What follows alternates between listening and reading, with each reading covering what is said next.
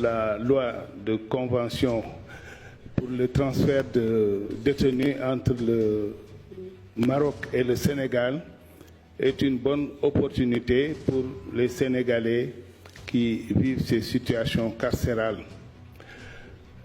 car ce transport leur permettra de terminer leur peine auprès de leur famille et dans un cadre plus convivial et respectueux.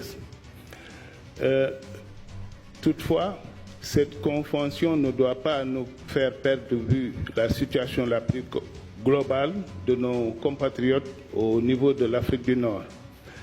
Car si ce dossier est sur la table avec le Maroc, qu'en est-il pour les autres pays d'où nous avons nos enfants qui croupissent dans les prisons, comme en Mauritanie, en Tunisie, Égypte et ailleurs?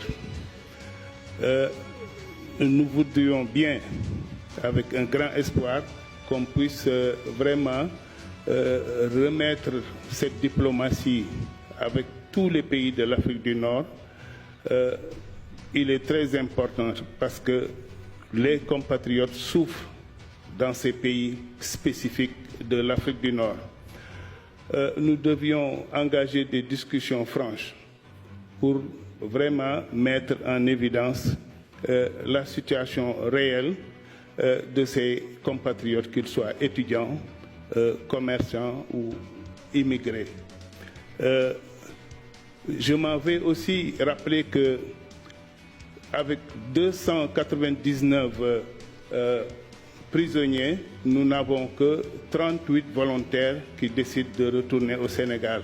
Donc il doit y avoir un travail de sape pour les encourager aussi à rejoindre le pays de retour. Par ailleurs, je rappelle que le Premier ministre, notre cher Ousmane Sonko, avait promis une convention de réciprocité entre ces pays qui, au moins, pour nous permettre de pouvoir, comme on dit en Wolof, ce que nous vivons, surtout à propos des régularisations, à propos des situations déplorables que les compatriotes vivent, il est important de mettre en évidence cette réciprocité parce que les communautés qui vivent dans ces contrées comptent sur cette manière de faire pour pouvoir au moins avoir un espoir de retrouver leur dignité, de retrouver au moins une certaine tranquillité dans leur vie en tant qu'immigrés.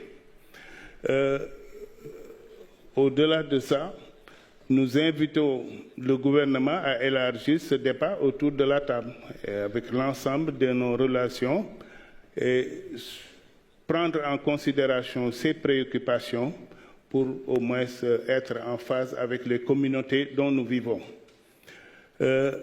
Monsieur le Président, cher Corinne, permettez-moi aussi de saluer la résilience remarquable de cette communauté de la diaspora en Afrique du Nord, parce qu'ils ne demandent pas seulement, aussi bien vivant au Maroc, en Mauritanie, en Égypte ou ailleurs, ils ne demandent pas seulement la sécurité, mais aussi ils veulent participer activement à la reconstruction du Sénégal.